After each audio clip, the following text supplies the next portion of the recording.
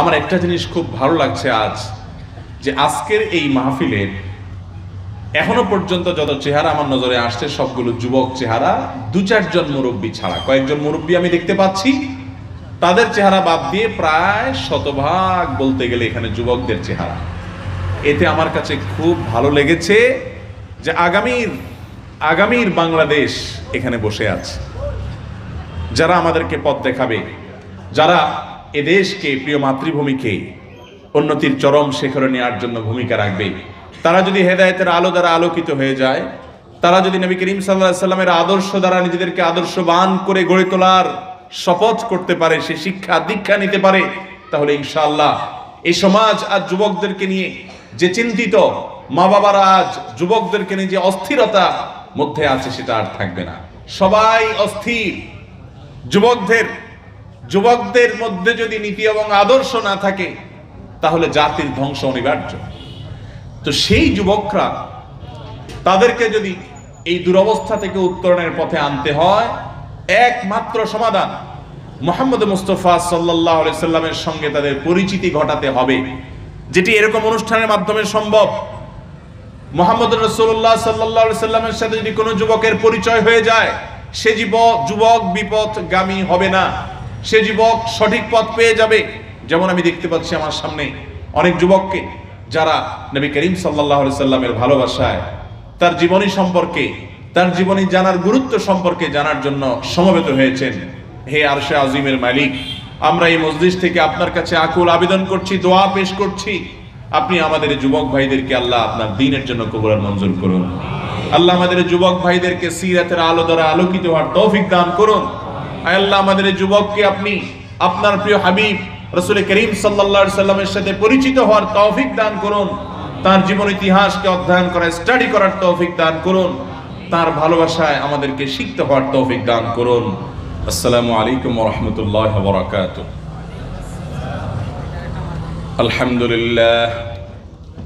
আলহামদুলিল্লাহি ওয়া কাফা ওয়া সালামুন আলা ইবাদিহিল্লাযীনা ইসতাফা, আম্মা বা'দ।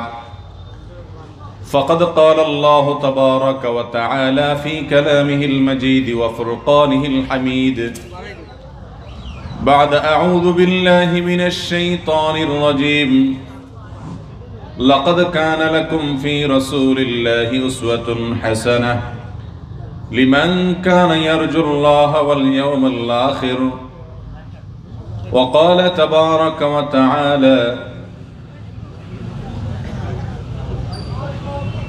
ما آتاكم الرسول فخذوه وما نهاكم عنه فانتهوا وقال تبارك وتعالى وإنك لعلى خلق عظيم।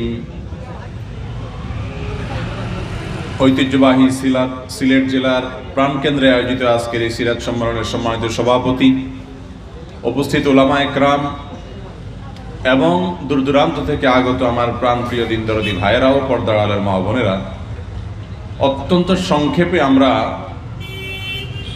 নবী করিম সাল্লাল্লাহু আলাইহি ওয়াসাল্লামের সিরাত এবং তার জীবন আদর্শ সম্পর্কে জানা, শোনা, পড়া এবং এই সম্পর্কে জ্ঞান অর্জন করার গুরুত্ব নিয়ে কিছু কথা আরজ করে এরপর ইনশাআল্লাহ আপনাদের করা বিভিন্ন প্রশ্নের উত্তর দেওয়ার চেষ্টা করব।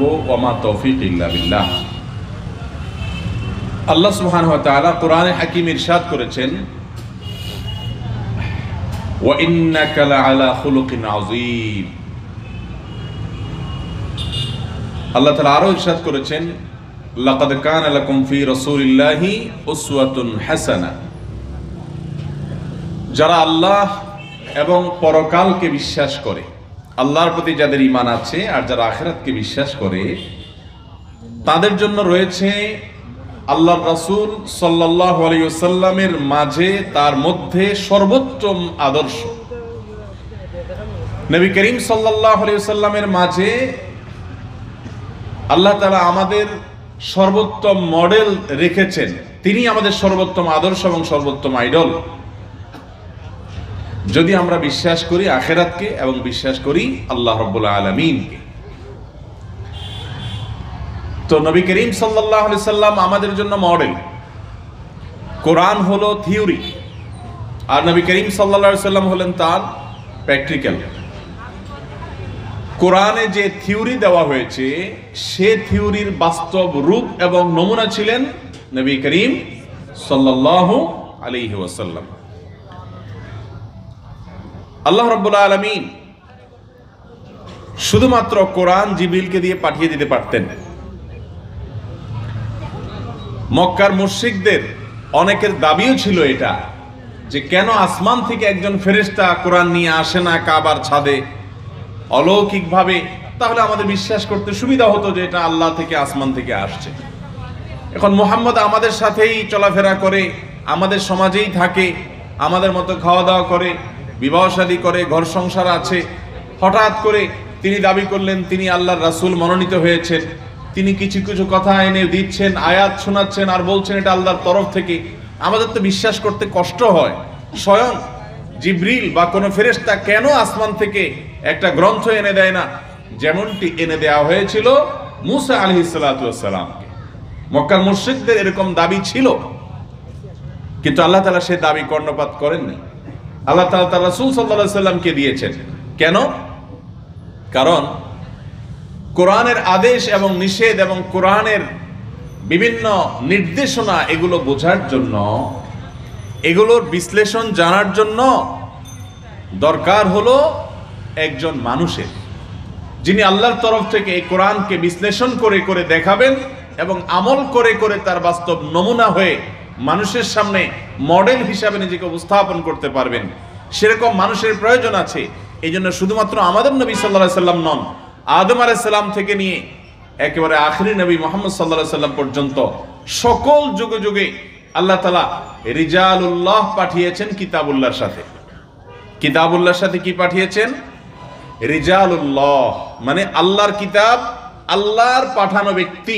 এই দুটি জিনিস আল্লাহ তাআলা একসঙ্গে পাঠিয়েছেন, একটা দেননি। আমাদের সমাজে আজকাল অনেক ভাইরা নিত্য নতুন স্লোগান তুলছেন। তার মধ্যে থেকে একটা স্লোগান হলো যে আমরা কোরআনকে অনুসরণ করব।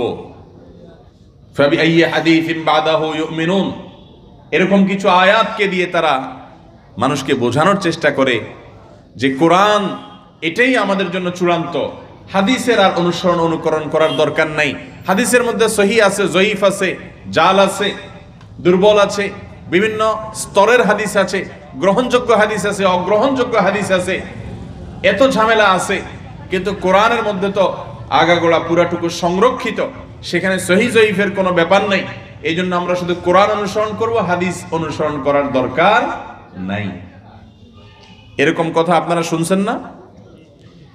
এই ভাইদেরকে বলা হয় আহলে কোরআন। ওনারা কোরআন শুধু মানেন আর হাদিসকে কি করেন? এর প্রামাণ্যতাকে অস্বীকার করেন। স্বীকার করেন আবার, সেটা হলো সরাসরি কোরআনের সাথে সামঞ্জস্যপূর্ণ হলে সেটুকু শুধু স্বীকার করেন, বাকিটা স্বীকার করেন না।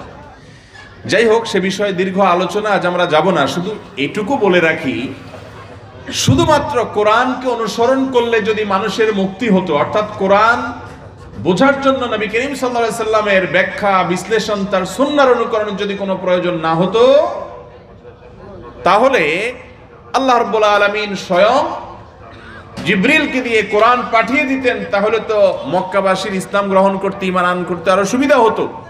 কিন্তু আল্লাহ তাআলা সেটা না করে এই কিতাব দিয়েছেন, সাথে সাথে এই কিতাবের বাস্তব মডেল হিসেবে আল্লাহ তাআলা রাসূল করিম সাল্লাল্লাহু আলাইহি সাল্লামকে দিয়েছেন। ঠিক না ভাই? ঠিক।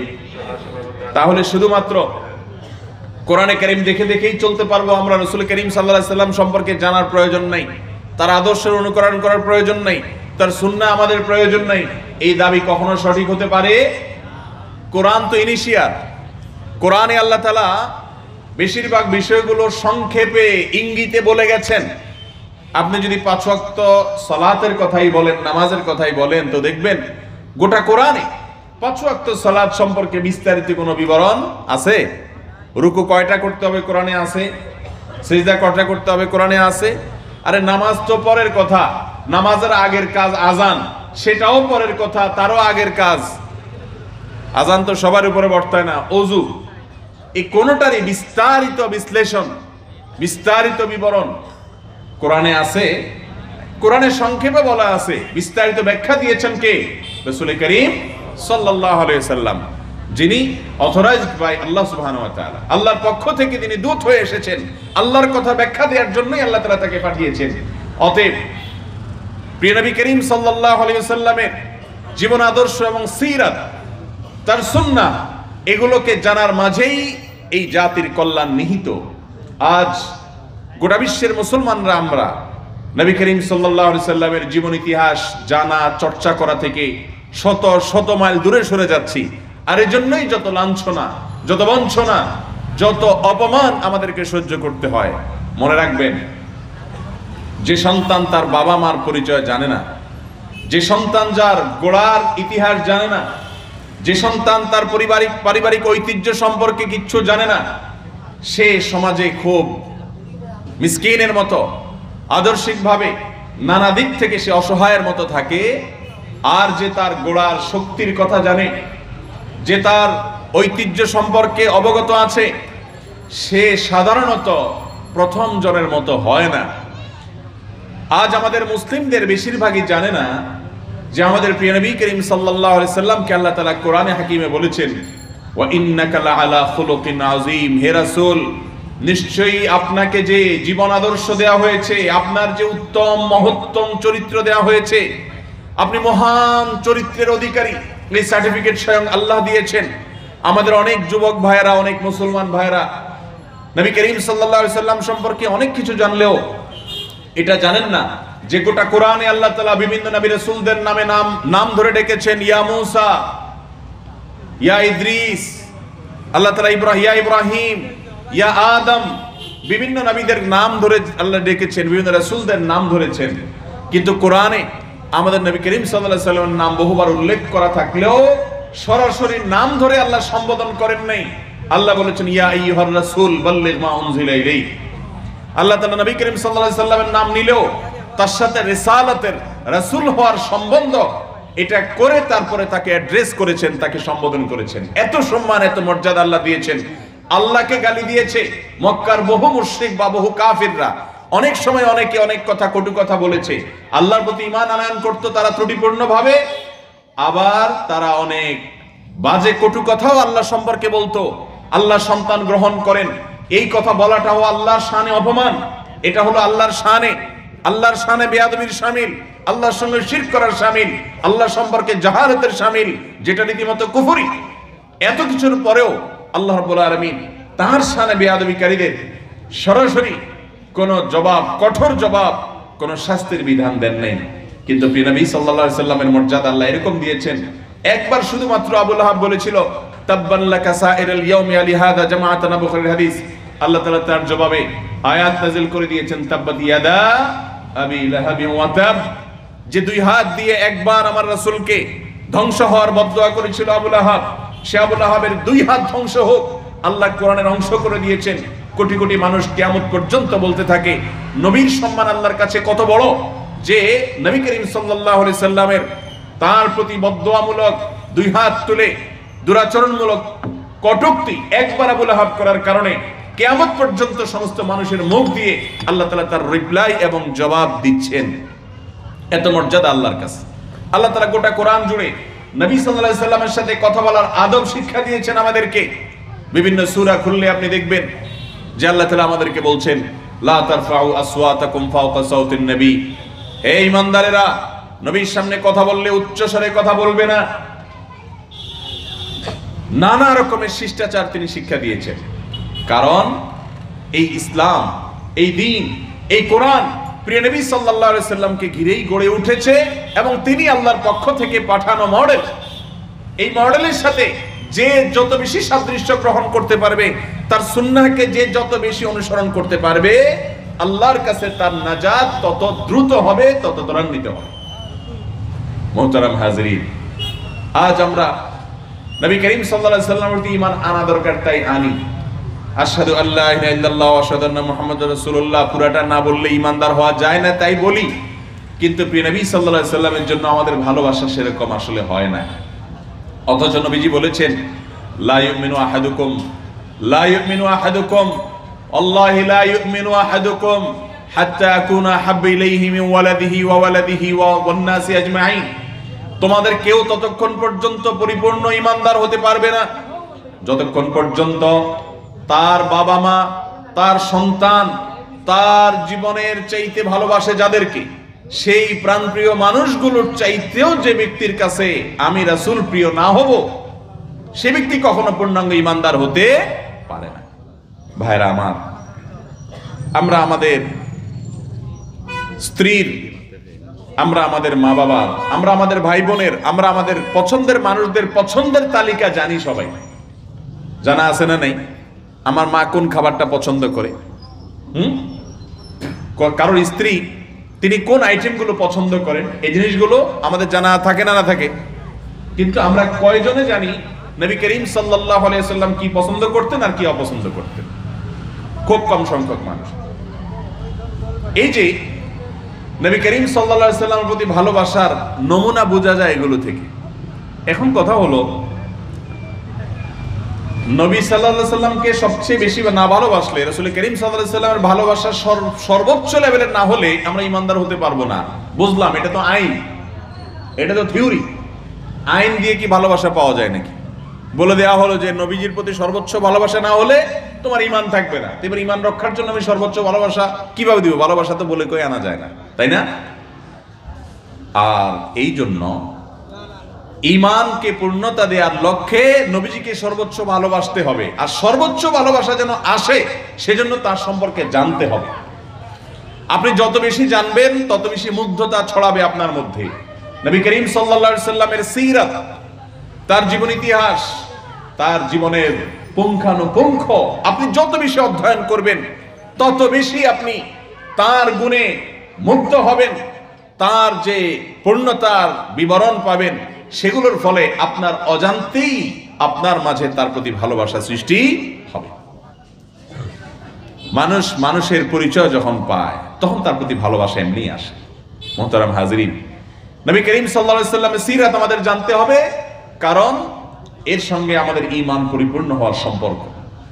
আজ সাধারণ শিক্ষা প্রতিষ্ঠানে, স্কুল কলেজে মুসলমান শিক্ষার্থীদের জন্য নবী করিম সাল্লাল্লাহু আলাইহি সাল্লামের সিরাত, তার জীবন ইতিহাস জানার তেমন কোনো ব্যবস্থা নেই বললেই চলে, কোন স্তরেই নেই। মুসলমানের সন্তান তার কাছে প্রেরিত, তার জন্য ক্রন্দন করা, তার জন্য সারা জীবন কষ্ট করা প্রিয় রাসূল সাল্লাল্লাহু আলাইহি সাল্লাম সম্পর্কে 2 লাইনের তথ্য জানে না বেশিরভাগ মানুষের। দুরবস্থা আমাদের সমাজে, ঠিক না ঠিক? মাদ্রাসাগুলোতেও হাদিসের পৃষ্ঠা পৃষ্ঠায় নবী সাল্লাল্লাহু আলাইহি সাল্লামের বিভিন্ন কথা, বিভিন্ন অবস্থার বিবরণ উঠে এসেছে।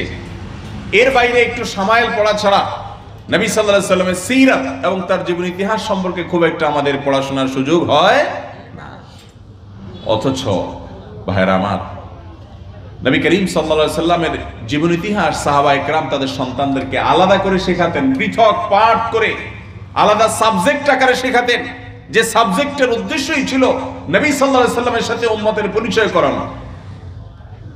আজ সেই জায়গায় আমাদের দুর্বলতা আছে। আজকের এই সিরাত সম্মেলন থেকে আমরা প্রতিজ্ঞা করি, আমরা সবাই প্রিয় নবী সাল্লাল্লাহু আলাইহি সাল্লামের জীবন ইতিহাস সম্পর্কে জানবো ইনশাআল্লাহ। জানবো তো ইনশাআল্লাহ? ডক্টর আলী আস-সাল্লাবীর 3 ভলিউমের মোটা সিরাতের বই আছে, কিনে নেবেন। সফিউর রহমান ওয়ারকুরি রাহিমাহুল্লাহর রাহিকুল মাখতুম আছে, কিনে নেবেন। মুফতি শফি সাহেব রাহিমাহুল্লাহর সিরাতে খাতামুল আম্বিয়া আছে, কিনে নেবেন। আরো অনেক সিরাত গ্রন্থ আছে, যে সিরাত গ্রন্থগুলো আপনার আমার বাসায় থাকা উচিত, এগুলো নিয়মিত পড়া উচিত। আল্লাহ তাআলা আমাদেরকে আমলের তৌফিক দান করুন। মুহতারাম হাজিরিন, আজ আমাদের যুবকদের আদর্শহীনতার কারণে তারা আজ দিক বিদিক ঘুরছে, অস্থির। কেউ টি শার্ট পরেছে চে গুয়াবারার ছবি দেওয়া, কেউ টি শার্ট পরেছে সেখানে অন্য কোনো মনীষীর ছবি দেওয়া, কেউ কোনো টি শার্ট পরেছে সেখানে কোনো ক্রিকেটারের নাম লেখা, কেউ কোনো টি শার্ট পরেছে সেখানে কোনো ফুটবলারের নাম লেখা। বাঘের সন্তান সে শিয়ালের নাম বুকে রেখে গর্ব করছে যে আমি শিয়ালকে ভালোবাসি, শিয়ালকে অনুসরণ করি, আমার বুকে শিয়াল ধারণ করেছি, আমার পিঠে শিয়াল ধারণ করেছি, আরে বাঘের বাচ্চা, তুমি কার বংশধর? তুমি কার রুহানি সন্তান? তুমি কার আত্মিক সন্তান? তোমার কানেকশন কার সাথে? তোমার কানেকশন তো সাইয়্যিদুল কাউনাইন, সাইয়্যিদুল আম্বিয়া ওয়াল মুরসালিন, স্বয়ং মুহাম্মদ মুস্তাফা সাল্লাল্লাহু আলাইহি ওয়াসাল্লামের রুহানি সন্তান তুমি। তোমার বুকে, তোমার টি-শার্টে, তোমার পিঠে, তোমার অন্তরে, তোমার বক্ষে অন্য কারো জীবন আদর্শ, অন্য কোনো ব্যক্তির ব্যক্তিত্বের ভার, অন্য কোনো ব্যক্তির ওজন, এটা তোমাকে নোয়ানোর কথা তো নয়। আমি তুচ্ছ করছি না কাউকে। প্রত্যেক মনীষীর আপন আপন জায়গায় যে অবদান আছে মানবতার জন্য, সেটাকে আমরা শ্রদ্ধার সাথে স্মরণ করি, করতে বাধ্য। ইসলাম আমাদেরকে সে শিক্ষা দিয়েছে। কোন অমুসলিমও যদি কোনো কল্যাণ আমাদের জন্য এনে দেন, তাহলে আমরা তার সেই কর্মের জন্য তার প্রতি কৃতজ্ঞতা আদায় করব। কারণ নবীজি বলেছেন, মাল্লাম ইয়াশকুরিন নাস লাম ইয়াশকুরিল্লাহ, যে মানুষের কৃতজ্ঞতা আদায় করে না, সে আল্লাহরও কৃতজ্ঞতা আদায় করে না। অতএব কোন মনীষী যদি কোনো অবদান রেখে থাকেন, যতজন রেখেছেন, যে দিক থেকে রেখেছেন, তিনি অমুসলিম হতে পারেন, মুসলিম বা যে কেউ হতে পারেন, আমরা তার সেই অবদানের কারণে তার প্রতি কৃতজ্ঞতা বোধ আমাদের মধ্যে থাকতে হবে। সে শিক্ষা ইসলাম আমাদের দিয়েছে। কিন্তু আমার যে স্বপ্নের ব্যক্তিত্ব, যে ব্যক্তিত্ব আমার মডেল, যিনি আমার আইডল, যিনি আমার আদর্শ, যিনি আমার নমুনা, যাকে দেখে দেখে আমি আমার জীবনকে সাজাবো, গড়ে তুলবো, যিনি আমার স্বপ্নের ব্যক্তিত্ব, সেই ব্যক্তিত্ব তো মুসলমানের জন্য একমাত্র হলো, আল্লাহ বলেছেন, লাকাদ কানা লাকুম ফি রাসূলিল্লাহি উসওয়াতুন হাসানা। যে ব্যক্তি আল্লাহর প্রতি, আখিরাতের প্রতি ঈমান আনে, আল্লাহকে অনেক বেশি স্মরণ করে, তার জন্য মুহাম্মদ সাল্লাল্লাহু আলাইহি সাল্লামের জীবনে, তার জীবন ইতিহাসে, তার সিরাতের মধ্যে রয়েছে সর্বোত্তম আদর্শ, আর আমরা খুঁজে বেড়াচ্ছি অন্যত্র। এর কারণ কি জানেন? এক এক যুবক এক এক দিকে ছুটছে, এক একজন এক একজনের ভক্ত হচ্ছে, আর এক এক দিকে বিভ্রান্তের মতো এলোমেলো হয়ে ছুটোছুটি করছে। এর কারণ কি জানেন? এর কারণ হলো, ডক্টর খন্দকার আব্দুল্লাহ জাহাঙ্গীর রাহিমাহুল্লাহ অত্যন্ত চমৎকার একটা উপমা দিতেন। তিনি বলতেন, মোবাইল ফোন দুই প্রকার। কয় প্রকার? এক রকমের মোবাইল ফোন হলো স্মার্টফোন, যেটাকে আমরা বলি স্মার্টফোন, অ্যান্ড্রয়েড, আইফোন, স্মার্টফোন। আরেক প্রকারের মোবাইল হলো বাটনওয়ালা মোবাইল। কি মোবাইল? বাটনওয়ালা, যেটাতে শুধুমাত্র ওই যে কল করা যায়, কল ধরা যায়, দু চারটা ছোটখাটো কাজ করা যায়, তাই না? স্মার্টফোন আর বাটনওয়ালা মোবাইলের মধ্যে পার্থক্য আমরা তো বুঝি, তাই না? স্মার্টফোন এটা অলমোস্ট খালি থাকে, বিশেষ করে খুব দামি ফোন হলে নামে মাত্র কিছু জিনিস থাকে, আর প্লে স্টোর, অ্যাপ স্টোর দেওয়া থাকে। আপনার ক্যালকুলেটর দরকার, কোন ডিজাইন, কোন সিস্টেম, কোন ব্র্যান্ডের, কোনটা ভালো লাগবে আপনি দেখে চয়েস করে নামায় নেন। একটা ভালো লাগে না, ডিলিট করে আরেকটা নামান, যেটা খুশি সেটা করে। ঠিক না ভাই? ঠিক। আপনার কাছে কোনো একটা প্রোগ্রাম, কোনো একটা অ্যাপ নামানো দরকার, ভালো লাগে, তো আপনি সেটা অ্যাপ স্টোর, প্লে স্টোর থেকে পছন্দ অনুযায়ী নামানোর সুযোগ আছে, আছে না নাই? একটা ভালো ফোন বুক আপনি রাখবেন তো রাখেন, একটা প্রোফাইল লক রাখবেন তো রাখেন, যা ইচ্ছা তা খেয়াল খুশি মতো ইনস্টল করার সুযোগ আছে। এটা হলো স্মার্টফোন, ঠিক না? আর কম দামের যে বাটনওয়ালা ফোন, এই ফোনের ভিতরে যে ক্যালকুলেটর দেওয়া আছে এটা চেঞ্জ করা যায়, ফোন বুক যেটা দেওয়া আছে সেটা চেঞ্জ করা যায়। যদি আপনার ওই অডিও শোনার জন্য কোনো সিস্টেম করা থাকে সেটা চেঞ্জ করা যাবে? যাবে না। নির্দিষ্ট কিছু জিনিস দেওয়া আছে, এগুলো চাইলেও চেঞ্জ করা যাবে না। আল্লাহ রাব্বুল আলামিন মানুষকে সৃষ্টি করেছেন স্মার্টফোনের মতো করে, আর অন্য সমস্ত প্রাণী, সকল জীবজন্তুকে সৃষ্টি করেছেন ওই বাটনওয়ালা ফোনের মতো করে। কিভাবে সেটা? মানুষকে আল্লাহ সৃষ্টি করেছেন, তার মাঝে বিবেক দিয়েছেন। এই বিবেকটা হলো তার প্লে স্টোর, অ্যাপ স্টোর।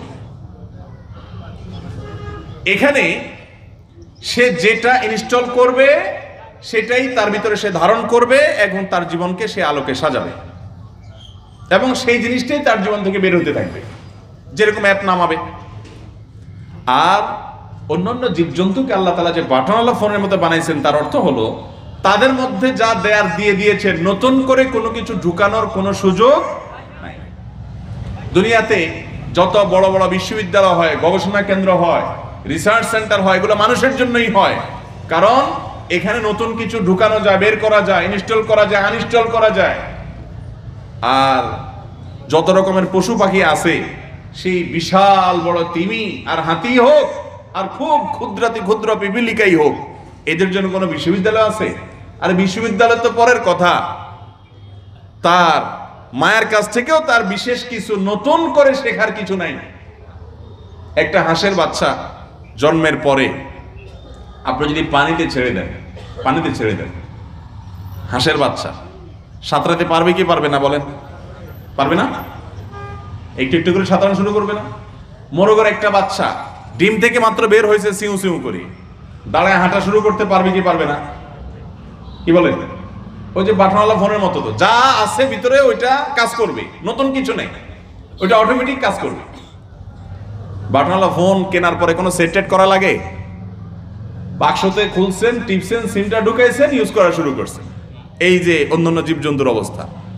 আর স্মার্টফোন কেনার পরে এবার মেইল দেন, এটা দেন, সেটা দেন, কোনটা নামাবেন আপনি চয়েস করেন। এই ব্যাপারগুলো আছে না নাই?